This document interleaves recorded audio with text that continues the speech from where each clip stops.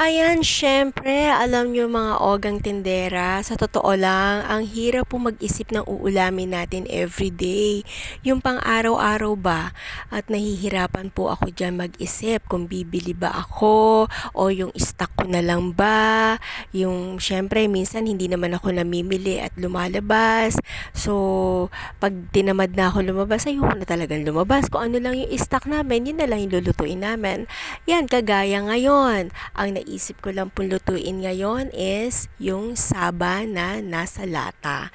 At shoutout po dyan sa mga tindera. Alam nyo yung sinasabi ko na yan. Yan po yung pusit na nasa lata. Masarap po yan at mabili po yan. Medyo may kamahalan lamang po. At minsan lang po yan may stock sa ating mga supermarket. No? Iilan lang po ang may tindang ganyan. Kaya kahit po wala siya sa listahan ko, ay binibili ko po yan kapag natanaw po siya at nakita po siya ng aking mga mata. Madali lang po siyang lutuin. Ginisa ko lamang po siya sa bawang, sibuyas at kamatis. At yan, kita nyo naman ang lalaki ng mga ano niya, 'di ba? Malalaki yung kanya mga pieces, no?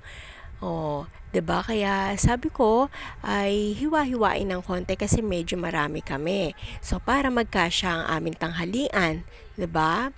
Kasi medyo may kalakihan kung magtitigi-tigisa po kami dyan. Kailangan, kasi parang soup na rin po yan no? Soup na rin po yung may kasama siyang miswa, sotanghon. No? Masarap po yan mga ogang. Try nyo po rin yan. Ayan, no? Hiniwa ko na rin po. Sa isang piraso, tatlong pieces po ang magiging slice niya. Ayan, madami na siya mga ogang. Halo-halo lamang po. Pag natikman mo po yan, masarap po yan mga ogang. Hindi kamahalan lang pero okay. Swak na swak naman po yung lasa niyan. Kayo na bahala magtimpla niyan.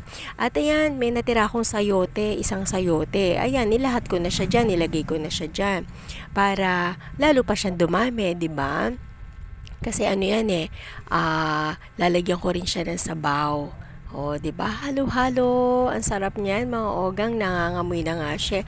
Actually, yung seafood talaga, ako po ay hindi po pwede. Pero dito sa pusit, nagtataka ako ba't pumwede ko na hindi sumasakit yung tiyan ko. Pero ang kalaban ko talaga ay hipon at saka sugpo at saka mga crabs. Pero yung pusit, okay naman. 3 tasang tubig ang nilagay ko. No, para naman po may sabaw kami. Tapos balikan natin. Ayan, kumukulo-kulo na siya mga oga, no?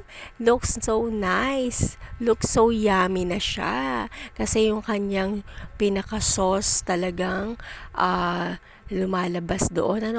May kasamang sauce po kasi yan. Tsaka ayan, nilagyan ko na siya ng sotanghon. 'Di ba? Marami yan. Isang kainan mo yan. Ibig sabihin, lunch namin. Sarap yan mga ogang. Paulit-ulit ko sinasabi, masarap yan at malasa. Konting betchin. Ayan pa. May lasa na siya. Kaya lang, syempre, lagyan natin ng palabok ba? Ginisa mix. Yan po mga nilalagay ko. Yung mga tira-tira na po yan. Hindi po yan buo-buo. Tapos ayan, medyo spicy. Yung kanyang pamintang pino. Lagay-lagay lang. Tapos kulo-kulo ulit. O, tapos halo-halo. Konting asin. Ayan. Nakakagutom na. Tinatakam na ako mga ogang. Kasi ang inalmusal ko kanina skyflakes lang. Tapos ang dami kong ginawa. At ayan, nagluto ako na maaga. Actually, 10:30 pa lang maluluto na siya.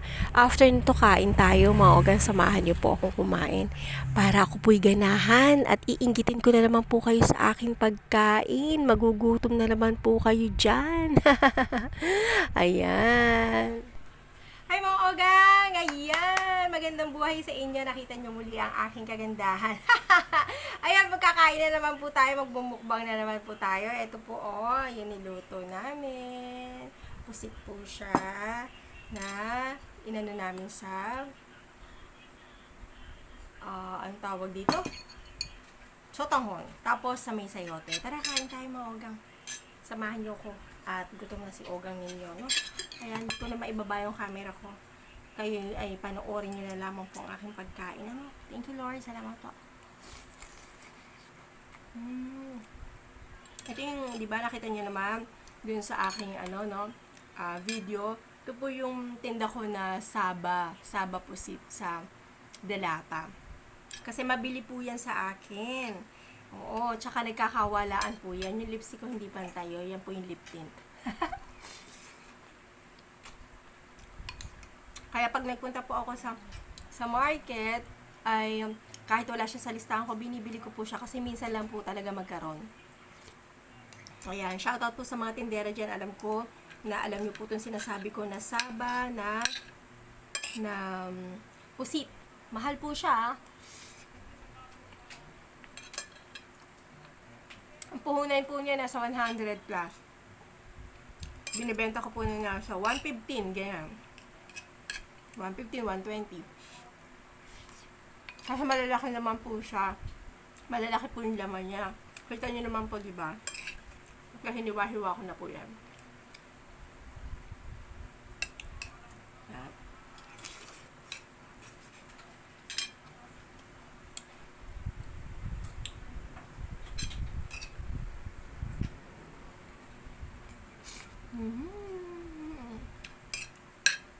Allergy po talaga ako sa mga seafood.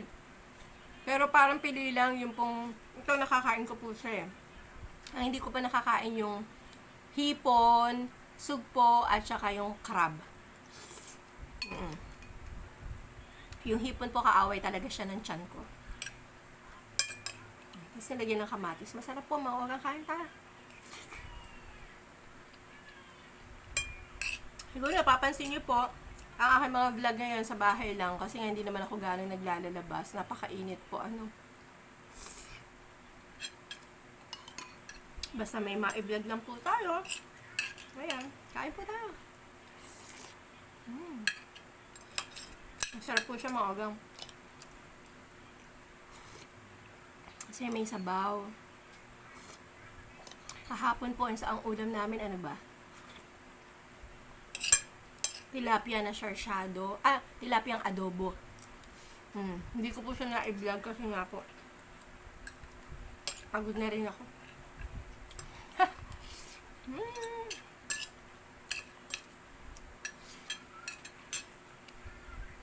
So mga ogan, salamat po sa inyong panonood sa pagkain ko. At sana po nasarapan po kayo sa aking luto. At nagutom po kayo. Alright mga ogan, salamat po. Bye-bye. Don't forget to subscribe, like and share po, Ang FB Reels ko po. Like nyo rin po, FB page ko. Ogang Tendera sa FB, Naka-block po ako at alam niyo naman po yung pagmumukha ko doon. Kasi may mga kapangalan din po ako, So, bye-bye!